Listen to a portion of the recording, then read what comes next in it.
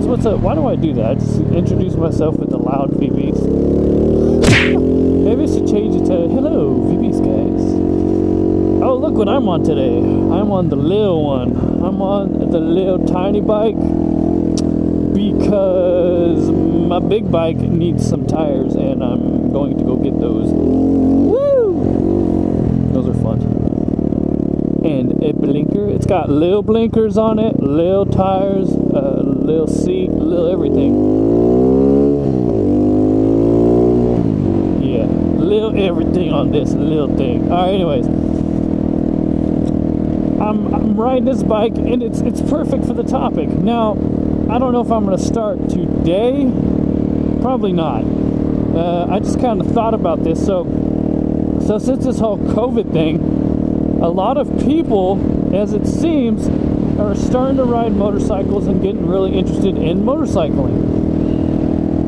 So some of the top searches are how to ride a motorcycle and how to use the clutch on a motorcycle and how to use the brakes and so on and so forth and how stuff works and all that. So, is it in first? Yes, it is. I haven't ridden this thing in so long. Willie. And so anyways, people are searching those things. And so I'm like, all right, let me go check out some videos. So the videos that are out there they're pretty old. I'll be honest. And they're by people that I don't really think are as credible. Now, I'm not saying I'm super credible. I have total, since I got my, riding legally, on the road legally, about 16 years. Coming up on 17 years, I've been riding on two wheels, licensed. And that's not an extreme amount of years, but it is, I would consider that a highly credible. I've been riding for a long time, and I've had to, look at that guy, and I've had to deal with different things over the years, and the thing is, I taught myself through people who were better than me. I learned from others who were superior in riding motorcycles. Slow maneuvering, quick maneuvering, high speed, so on and so forth. There's a lot of stuff. Braking, there's a lot of different things in braking that you can learn. And so I thought it very appropriate that I'm probably going to start a series. I don't know how long the series is, but I want to go in, not like in super in depth. I want to go like how I personally teach others to ride motorcycles, because if someone goes out to, I'm from Texas, so the MSF course is extremely easy here. So I'm going to be doing stuff that I think, like I said, it's completely necessary before anything else. The first thing I'm going to start off with is, I might show you guys in this video, those who are interested, I like teaching people. The very first thing is very, very important. You know what? I'm going to go to a parking lot real quick, because there's one just on the other side of the belt.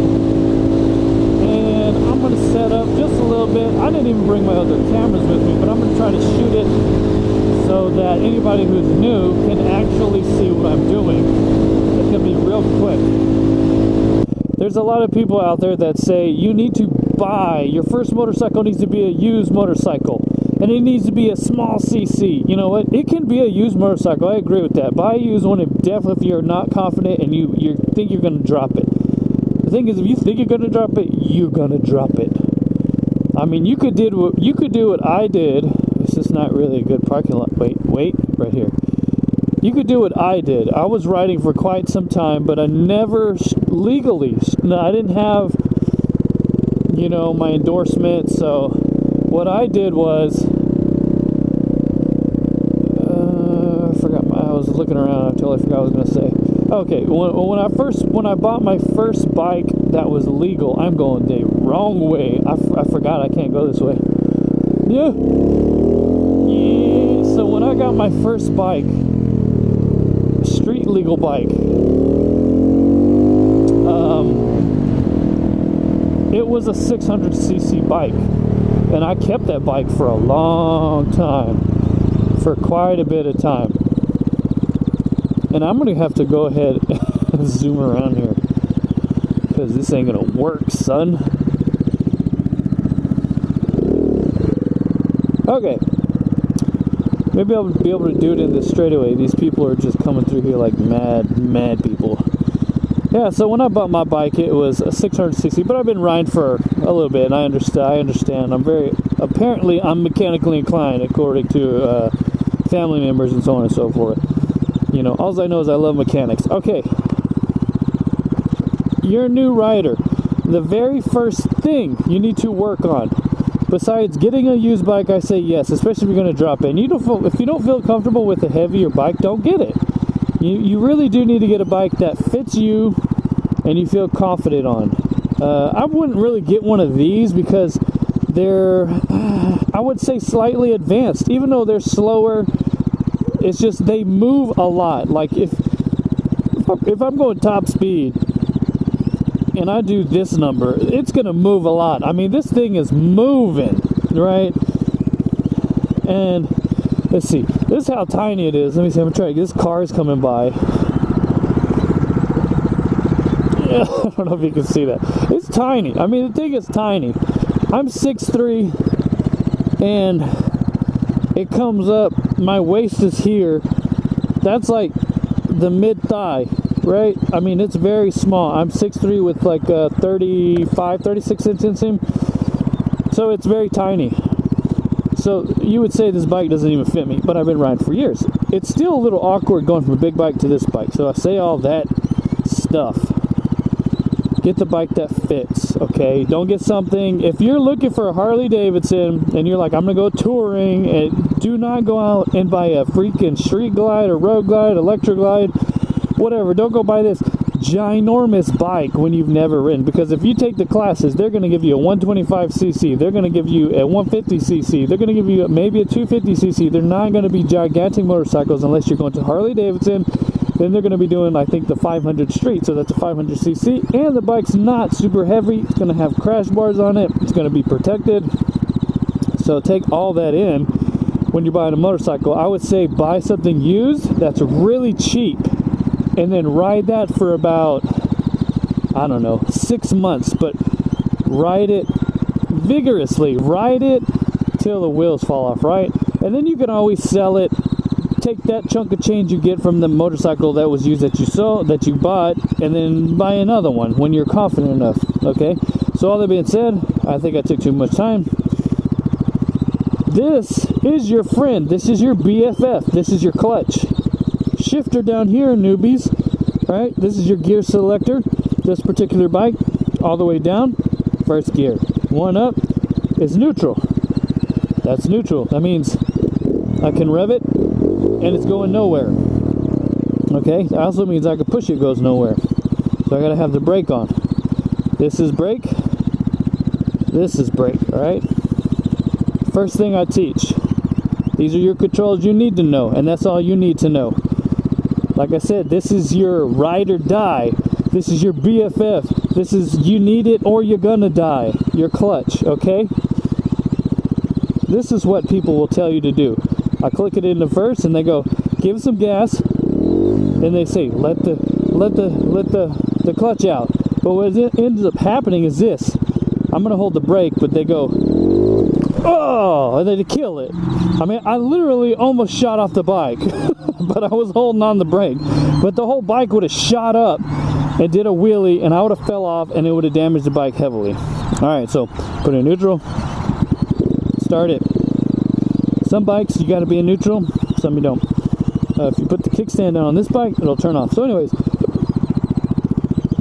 the clutch is your best friend. Okay, so we're gonna use our best friend like so.